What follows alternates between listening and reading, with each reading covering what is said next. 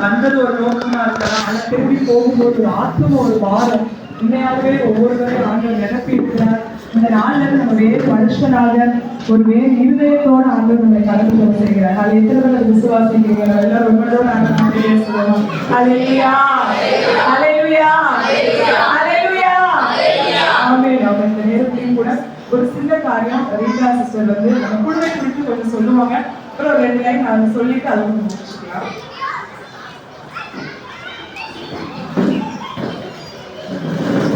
இந்த குழு வலைதளத்தில் இருந்துதான் இவங்க வந்து நம்ம குழுல கொஞ்ச நாட்கள் தான் இவங்களோட ஒரு 2 விட குழுவை குறித்து நான் சொன்னதுக்கப்புறம்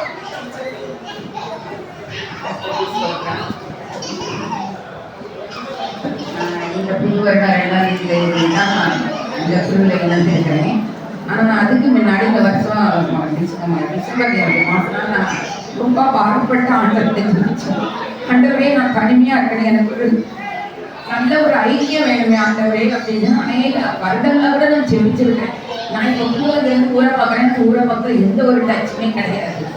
அப்போ எனக்கு சில வார்த்தைகளை கொண்டு கற்று டிசம்பர் பேசினாரு.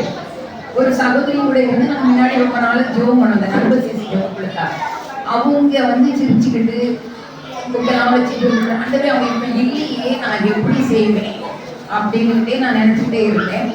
சுஷ்மா சிஸ்டர் வந்து நீங்கள் நியூ இயர் அன்னைக்கு கூட என்கிட்ட பேசுகிறாங்க. அந்த ப்ரோவிக்கு அவங்க எது என்கிட்ட இருக்கிறத பற்றி ஒன்றும் சொல்லலை. ஆனால் அதுக்கப்புறம் அந்த வீட்டுக்கு போனதுக்கப்புறம் அவங்க அந்த ஃபோனில் எப்படி ஜோம் பண்ணுறாங்கன்னாங்க. எனக்கு ஃபோனை பற்றி ஒன்றுமே தெரியாது. நான் அப்போதான் தெரியும், மற்றபடி எதுவுமே எடுக்க தெரியாது. அதை மட்டும் அவங்க சில்லறையை கற்றுக்கலாம் அப்படின்னாங்க. சரி, நம்பர் அப்போ உங்களுக்கு எப்படி தராங்க? 2 மணிக்கு நம்பர் கொடுத்தா நான் அட்டன் பண்ணிவிடுவேன் அப்படின்னு கத்தோடைய கிருபையினால என்னுடைய வாட்சி எனக்கு சில வார்த்தைகளை கத்து எனக்கு கொடுத்தாங்க. பிரச்சனை நான் சொன்னேன். நான் நினைச்சேன் மனசில் ஆண்டவருக்கு நம்முடைய சமூகத்தில் வரும்போது வெறுமையும் வரக்கூடாது. ஆனால் வந்து என்னுடைய இறுதியை எனக்கு துன்பப்படுத்துது. நான் தனிமையாக இருக்குங்கிறதுனால எனக்கு ஒரு நான் முன்னாடி நல்லா இருக்கனால எங்கே போனாலும் தனியாக சில வீடுகளுக்கு மிக போவேன். ஆனால் எனக்கு அது என் இறுதியை எனக்கு குற்றப்படுத்துற மாதிரியே இருந்துச்சு. கத்துடைய கிருபையினால எனக்கு அந்த போனை பற்றி ஒன்றுமே தெரியாது. சில பேர் எனக்கு அந்த போனை ஜோங்குவாங்க, அந்த போனை மட்டும் எனக்கு பிடிக்கிறாங்க அப்படின்ட்டுவேன். ஆனால் இது வந்து கற்றால் வந்து நான் எடுத்து நான் மட்டும் ஒன்றுமே சொல்ல சரின்னு சொன்னேன். ஆனால் 2 நாள் வெள்ளத்தையும் சேர்ந்தேன். 3ஆம் தேதி 4ஆம் தேதி பெரிய ஒரு சாத்தான் சோதனை. அது சோதிக்கிறதுல வந்தான். ஆனால் கூட கர்த்தர் எனக்கு அந்த தைரியத்தை தந்தார். நான் ஜெபிச்சுட்டு இருந்தது, நான் ஜெபிக்கிறேன் என்ற சகத்துல ஒரு வேலையில கிடையாது. நல்லாவே இருக்கிறேன் நார்மலா. ஆனால் எனக்கு வந்து கம்பெனியில் டிசனில் வேலை செய்ததுனால வீட்டில் கொஞ்சம் மூளை இருக்கும். ஆனால் இந்த மாதிரி பிளட்டோ ஏதோ இதுவரைக்கும் விளையாடுறதுக்கு கிடையாது.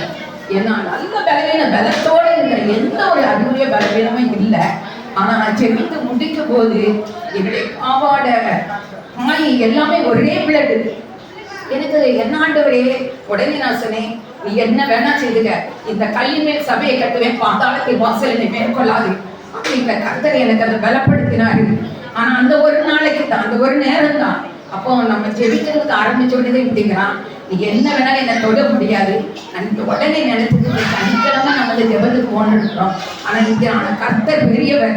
அவர் அவருடைய சித்தத்தை என்னுடைய வாழ்க்கையை நிறைவேற்ற முடியாது. எனக்கு கொடுத்த வார்த்தையின்படி இந்த ஜெபக்கு இந்த மேல்வீட்டு ஜெப குழுவில் கர்த்தர் என்னை இணைத்ததற்காக கர்த்தருக்கு ஸ்தோத்திரம். எனக்கு அவ்வளவா ஜோமனை தெரியாது. ஆனால் அவங்கள்ட்ட சொன்னேன், எனக்கு அவங்கள மாதிரி ஜோமனை தெரியல, நான் கற்றுக்கிடுவேன், நான் கற்றுக்கிறேன் அப்படின்னு ஒரு சிஸ்டர் பேசும்போது கூட எனக்கு போன பற்றி எனக்கு ஒன்றுமே தெரியாது, சொல்லி கொடுத்தா நான் கற்றுக்கிடுவேனே.